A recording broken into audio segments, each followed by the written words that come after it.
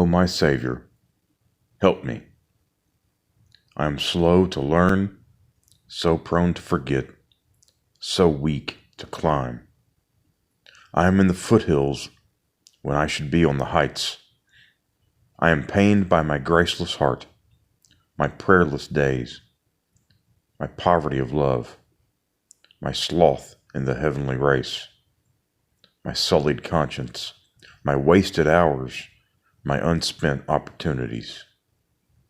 I am blind while light shines around me. Take the scales from my eyes, grind to dust the evil heart of unbelief. Make it my chiefest joy to study thee, meditate on thee, gaze on thee, sit like Mary at thy feet, lean like John on thy breast, appeal like Peter to thy love, count like Paul all things dung. Give me increase in progress and grace, so that there may be more decision in my character, more vigor in my purpose, more elevation in my life, more fervor in my devotion, more constancy in my zeal. As I have position in the world, keep me from making the world my position. May I never seek in the creature what can be found only in the Creator. Let not faith cease from seeking thee until it vanishes into sight. Ride forth in me, thou King of kings and Lord of lords, that I may live victoriously and in victory gain my end. Good morning, family. It is Thursday, March 5th, 2020. Last night we wrapped up the reading of the book of Romans, Romans chapter 16, by looking at our own lives and examining and looking closely at different people, Christians, who have encouraged us and loved us and discipled us, and I enjoyed that. I really enjoyed our look at that. You know, that's kind of what Paul was doing when he listed those 2 or 3 dozen different Christians. He was not praising them, but he was pointing out folks that had labored with him and loved him and worked beside him and laid down their lives for him. So that's good for us to remember from time to time, that we're not alone. We're not in this alone. And so this morning we are switching gears and we are looking back now to the Old Testament. We're going to pick up where we left off in the Old Testament. We're looking at the book of 2 Samuel now. We had finished reading through 1 Samuel about 2 weeks ago. So now we're going back and looking at 2 Samuel. So we're in 2 Samuel chapter 1 this morning. And in it you will see the retelling of the story of Saul's death. Okay, and so we know from chapter 31 of 1 Samuel that Saul had taken his own life. When the Philistines were pressing in all around him, he had pled with his armor bearer to take his life, and he did not do it. So Saul fell on his own sword and killed himself. Well, now, and here in 2 Samuel, we see this man, this Amalekite, come to David and tell another story.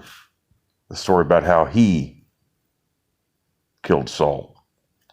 And we know that this is not true. We know that Saul killed himself, but this man, thinking that he would look compassionate and merciful because of the condition Saul was in, this man spun this story about how he, in fact, killed Saul. And David and his men mourned and wept. and wept for him and fasted. And then David ordered the Amalekite, slain and struck down. And David says in verse 16, "Your blood is on your head, for your mouth has testified against you, saying, I have killed the Lord's anointed." And then the chapter concludes with this song, this lament, called the Song of the Bow. And it's about Saul and Jonathan and how they were slain in battle.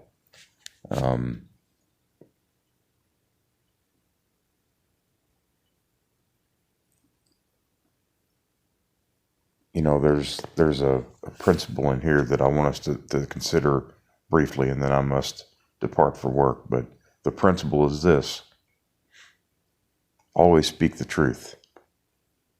Always speak the truth. Don't embellish the truth. Don't engage in little white lies meant to further your position. Don't try to make yourself look better in the eyes of men. This Amalekite probably thought that he was going to look merciful and compassionate in David's eyes. And so he told this story about how he mercifully, having pity upon Saul, took Saul's life.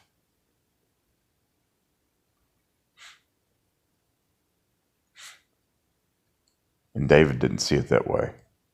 And neither does God. We live in a day and age where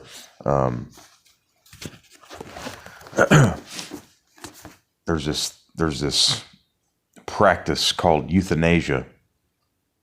Another word for it might be assisted suicide, where people who are in pain, people who are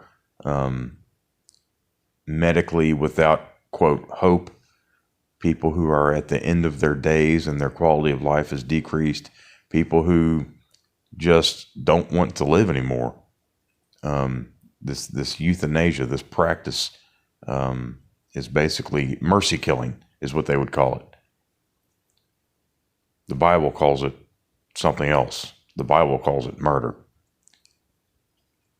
And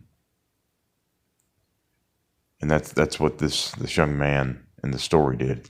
He told a lie. Granted, he was lying, but he made the claim that he had killed Saul out of mercy. And so, children, as you get older, this is going to be a practice that is more and more prevalent in our society. I believe there's already probably laws on the books in some states which would allow for this type of thing. And it's wicked. It's as wicked as abortion in some respects, because people are wanting to commit suicide and others are coming alongside them and helping. And it's amazing how sanitary we are able in this country to make murder look. You stick it in a, quote, clinic and nobody sees it, and we call it a medical procedure, and you can murder your baby. And on the flip side, you say it's a matter of compassion and mercy and quality of life for someone, and you can murder them at the end of their life. We see this type of thing happening overseas, and there's been many cases where they went against the person's wishes, and because the person was deemed basically a drain on society, a drain on resources, they were without hope in the eyes of the, quote, medical professionals, and so their life was ended, and it was without consent.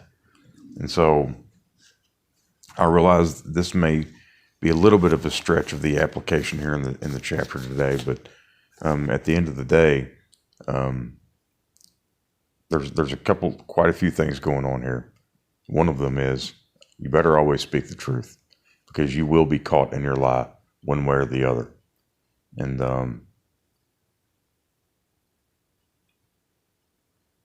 well, I have to go to work now. I pray you have a blessed day today.